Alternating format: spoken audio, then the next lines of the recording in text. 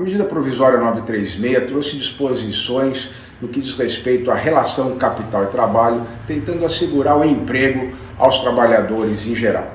E alguns pontos foram bastante controvertidos, objeto de discussão no Supremo Tribunal Federal, mas que manteve integralmente os termos da medida provisória, inclusive no que diz respeito à negociação individual, ou seja, diretamente entre empregado e empregador.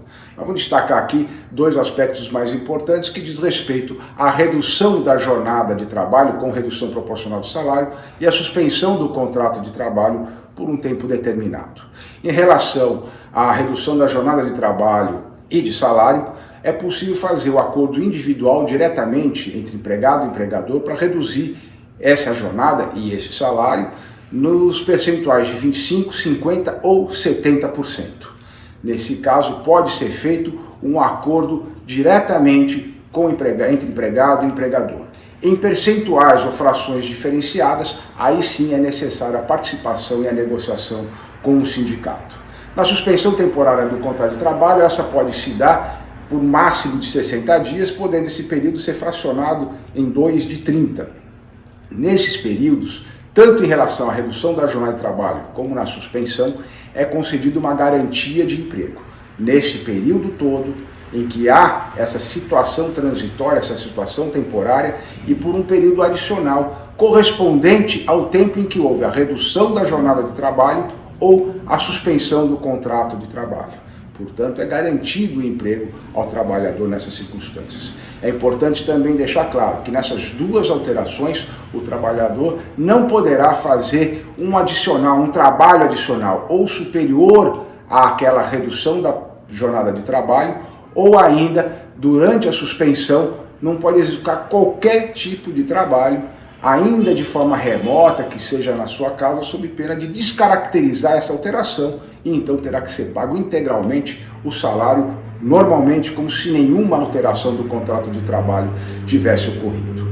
Ainda é importante destacar que nessa negociação individual, para que ela possa ser individual, o empregado não pode ter uma remuneração superior a R$ 3.135 ou também pode-se fazer a negociação individual com aqueles que têm um diploma superior e que têm uma remuneração igual ou superior a R$ 12.202,12. Fora dessa circunstância, deverá ser feito através de uma negociação com o sindicato, com a participação do sindicato.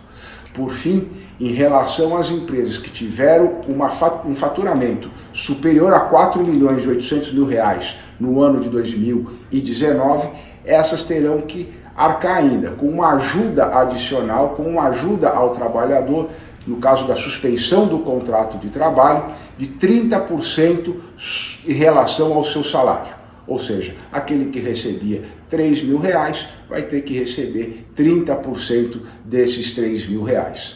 Assim, ele terá como uma ajuda adicional, como se fosse uma indenização, sem encargos, sem incidência de outros custos normais da Previdência, Fundo de Garantia e outros. Mas ainda assim as empresas terão que arcar. Essas disposições, elas se aplicam também nas situações em que há um contrato ou uma contratação no termo de jornada parcial ou mesmo nos contratos de aprendizagem.